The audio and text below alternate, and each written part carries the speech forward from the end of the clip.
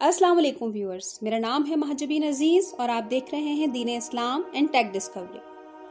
سورہ نساء آیت نمبر 119 میں یہ بیان کیا گیا ہے کہ جب شیطان ابلیس حضرت آدم علیہ السلام کو سجدہ کرنے سے منکر ہوا تو اللہ تعالیٰ کی بارگاہ سے نکال دیا گیا۔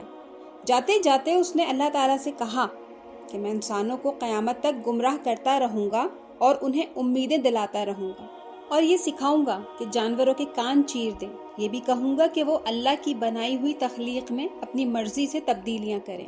اور جس نے اللہ کے بجائے شیطان کو دوست بنایا اس نے کھلے کھلے نقصان کا سودا کیا۔ قرآن کریم کی اس آیت میں اللہ کی بنائی ہوئی تخلیق کو اپنی مرضی سے بدلنے کے فوراً بعد شیطان کو دوست بنانے کا مقصد یقیناً اس حاضر دور سے پہلے اتنے واضح طور پر سمجھ آ ہی نہیں سکتا تھا، کیونکہ موجودہ دور میں انسانی جینڈر کو لے کر جو فتنے پیدا کیے جا رہے ہیں ان کا آج سے پہلے کوئی کانسیپٹ بھی موجود نہیں تھا۔ اب میں بات کروں گی LGBTQ یعنی لیسبین، گے، بائی سیکشول، ٹرانسجینڈر اور کوئرس کے بارے میں، لیکن پہلے میں آپ کو تھوڑا سا بتا دوں کہ یہ LGBTQ ہے کیا۔ دراصل اس کا مطلب یہ ہے کہ لڑکا لڑکے سے اور لڑکی لڑکی سے شادی کر سکتی ہے، اور یہ بالکل لیگل ہوگا۔ امریکہ، آسٹریلیا، جرمنی، تائیوان، UK اور دوسرے بہت سے ملکوں میں یہ لا اپروو ہو چکا ہے، اور بڑے افسوس کی بات ہے کہ پاکستان میں بھی یہ لا پاس ہو چکا ہے۔ دنیا بھر کے ترقی یافتہ سو کالڈ سویلائزڈ ملکوں میں اب یہ بحث چل رہی ہے کہ ہر شخص کو یہ حق حاصل ہے کہ اسے وہی شناخت اور قانونی آئیڈینٹیفیکیشن دی جائے جو وہ خود کے لیے محسوس کرتا ہے۔ اب سب سے زیادہ ورس سچویشن یہ ہے کہ اگر کوئی شخص یہ کہے کہ میں پہلے سے موجود ان تمام جینڈرز میں سے خود کو کچھ بھی محسوس نہیں کرتا، بلکہ مجھے لگتا ہے کہ میں ایک ڈاگ ہوں، میرے اندر ڈاگ کریکٹرسٹکس ہیں، لہٰذا آج کے بعد سے میری آئیڈینٹیفیکیشن ایز اے ڈاگ ہونی چاہیے، اور یہ سب لیگل ہے، اس کو وہ تمام رائٹس حاصل ہوں گے جو اس ملک کے ڈاگز کے لیے ہیں۔ اسے گھر میں ایز اے پیٹ رکھ سکتے ہیں، اسے ڈاگ کالر ڈال کر آپ واک پر جا سکتے ہیں۔ آپ کو شاید یہ سب ایک مذاق لگ رہا ہوگا، مگر یہ سب ایک ایسی کڑوی حقیقت ہے جو آنے والے وقت میں نسل انسانی کا وجود تباہ کر دے گی۔ اب آپ کو ایک انٹرویو دکھاتے ہیں جس میں ایک 27 سالہ ٹرانسجینڈر عورت کا کہنا ہے کہ میں خود کو انسان نہیں بلکہ وولف یعنی ایک بھیڑیا محسوس کرتی ہوں، اور یہی میری آئیڈینٹیفیکیشن ہے۔ I'm a 27-year-old transgender woman. I am a Wolftherian and a member of the furry fandom. When and how did you discover this inner wolfness? Probably around age 10 or 11. I was watching an anime about wolves and see the wolf running across the screen, and I'm somehow just intrinsically like, oh, that's me. Have you spent any time around biological wolves? Yes. That sounds dangerous also. What context are you? So I was a volunteer with a preserve, and I've also visited many wolf preserves.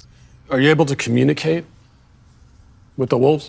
Am I going to have a conversation with a wolf in the way that I'm communicating you and I? Obviously not. Am I going to read their body language, respond appropriately to their behaviors and their nonverbal cues? Yes. Would you be able to give us an example of this wolf communication? No. آپ سوچ سکتے ہیں کہ انسان اور انسانیت کی یہ گمراہی کس حد تک خطرناک ثابت ہو سکتی ہے۔ یہ نسل انسانی سے کیسی نفرت ہے جو اسے کنٹینیو بگاڑ رہی ہے۔ سورہ 3 کے آیت نمبر 4 میں اللہ پاک فرماتا ہے، بے شک ہم نے انسان کو بہترین ساخت پر تخلیق کیا ہے۔ غیر مسلموں کا سب سے بڑا اعتراض اللہ کی ذات پر یہی ہوتا ہے کہ ہر انسان آزاد پیدا ہوا ہے، اسے اپنی مرضی کے مطابق زندگی گزارنے کا حق ہونا چاہیے، نہ کہ وہ اللہ کی بنائی ہوئی شریعت کا پابند ہو۔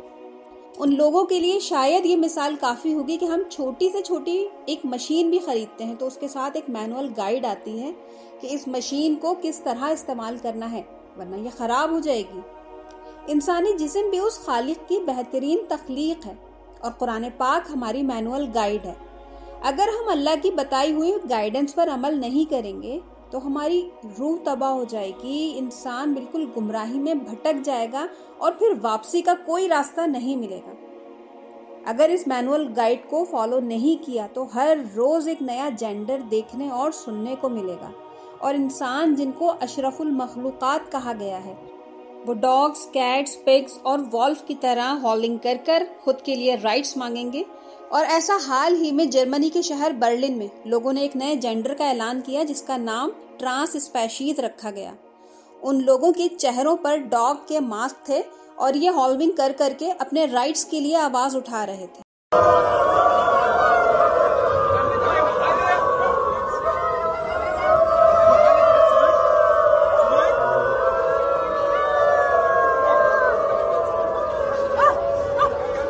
مسلسل کاسمیٹک سرجریز اور ٹیٹوز کے ذریعے شیطان پہلے ہی انسانی شکلوں میں تبدیلی کا بیج بو رہا تھا، مگر اب یہ آخری حد ہے کہ اسے باقاعدہ جانوروں کی شناخت دی جا رہی ہے، اور اس مقصد کے لیے بچپن ہی سے بچوں کے ذہن کو پریپیئر کیا جا رہا ہے. جس عمر میں بچے کسی بات کو لاجیکلی نہیں سمجھتے یا ان باتوں پر کوئی سوال نہیں اٹھا سکتے.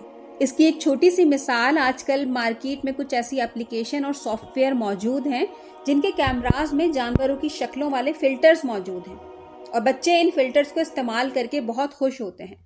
دراصل یہ مائنڈ میکنگ کی ایک انیشیل سٹیج ہے. ابھی بھی اگر آپ کو لگتا ہے کہ یہ سب بس ایسے ہی ہو رہا ہے اور اس کا شیطانیت یا شیطانی گروہ سے کوئی تعلق نہیں ہے، تو پھر سے ایک دفعہ غور کریں کہ ایشیا سے لے کر یورپ تک کیوں اتنے پیسے انویسٹ کر کے شیطانیت کو پروموٹ کیا جا رہا ہے. ہر فلم، ڈرامہ، NGO، تقریباً ہر جگہ یہی سب کچھ دیکھنے کو ملے گا. ان سب باتوں پر غور کریں اور فیصلہ کریں کہ کیا واقعی شیطانی ایجنڈا اور مذہب کا آپس میں تعلق نہیں ہے. انٹرنیشنل میڈیا کس طرح آپ کے دماغ کو کنٹرول کر کے قوم لوط کے اس حرام کام کو نارملائز کر کے اسے پروموٹ کر رہا ہے، ذرا اس مثال سے اس کو سمجھ لیں. ایک ٹرم ہوتی ہے انٹرسیکس اور ایک ٹرم ہوتی ہے ٹرانسجینڈر. انٹرسیکس ایسے شخص کو کہتے ہیں جو میل اور فیمیل دونوں اپیئرنس کے ساتھ پیدا ہوتا ہے اور کسی ایک جینڈر میں فٹ نہیں ہو سکتا، جبکہ ٹرانسجینڈر ایسے شخص کو کہتے ہیں جو کسی ایک جینڈر کے ساتھ پیدا ہوتا ہے اور اپنی فیلنگز کے ساتھ بعد میں اس کو تبدیل کروا سکتا ہے. اسلام میں انٹرسیکس لوگوں پر کوئی اعتراض نہیں کیا گیا، بلکہ انہیں برابری کے حقوق دیے گئے ہیں، جبکہ ٹرانسجینڈر مکمل طور پر حرام ہے کیونکہ ٹرانسجینڈر اپنی فیلنگز اور ذہنی سوچ پر ڈیپینڈنٹ ہے. یہ سوچ آپ کے ارد گرد کے ماحول کی وجہ سے بھی ہو سکتی ہے یا پھر برین واشنگ کے نتیجے میں بھی ہو سکتی ہے. میڈیا اس بات کو اس طرح مینوپولیٹ کرتا ہے کہ جب بھی بات خواجہ سرا یا انٹرسیکس کی ہوتی ہے وہ لفظ ٹرانسجینڈر یوز کرتے ہیں، جبکہ اردو ٹائٹل میں خواجہ سرا لکھتے ہیں. یہ دو الگ الگ باتیں ہیں جن کو وہ مکس کر کر عوام کو گمراہ کر رہے ہیں اور قوم لوط کے اس عمل کو پروموٹ کر رہے ہیں. سورہ الاعراف آیت نمبر 80 سے 84 تک یہ بیان کیا گیا ہے کہ جب اللہ تعالیٰ نے لوط علیہ السلام کو بھیجا، انہوں نے اپنی قوم سے کہا، کیا وہ بے حیائی کرتے ہو جو تم سے پہلے جہان میں کسی نے نہ کی؟ تم تو مردوں کے پاس اپنی خواہشوں کے لیے جاتے ہو عورتوں کو چھوڑ کر، بلکہ تم لوگ حد سے گزر گئے ہو. اور اس کی قوم کا جواب کچھ نہ تھا مگر یہی کہنا تھا کہ ان کو اپنی بستی سے نکال دو، یہ لوگ تو پاکیزگی چاہتے ہیں. ہم نے اسے اس کے گھر والوں کو نجات دی مگر اس کی عورت وہ رہ جانے والوں میں ہوئی. اور پھر حد سے بڑھنے والی یہ قوم تا قیامت عبرت کا نشان بن کر رہ گئی. اگر ہم بھی ان لوگوں یا ان کی غلیظ سوچ کو پروموٹ کریں گے تو بلا شبہ اللہ کے عذاب کو دعوت دیں گے. عذاب صرف گمراہوں پر نہیں آتا بلکہ وہ لوگ بھی اس عذاب کی لپیٹ میں آ جاتے ہیں جو خاموش رہتے ہیں. دعا ہے اللہ تعالی ہمیں نیک اعمال اور دین کی سمجھ عطا فرمائے. آپ کو یہ معلومات کیسی لگی کمنٹ سیکشن میں ضرور بتائیے گا. مزید ایسی معلوماتی ویڈیوز کے لیے چینل کو لائک اور سبسکرائب کرنا نہ بھولیے گا. اللہ حافظ.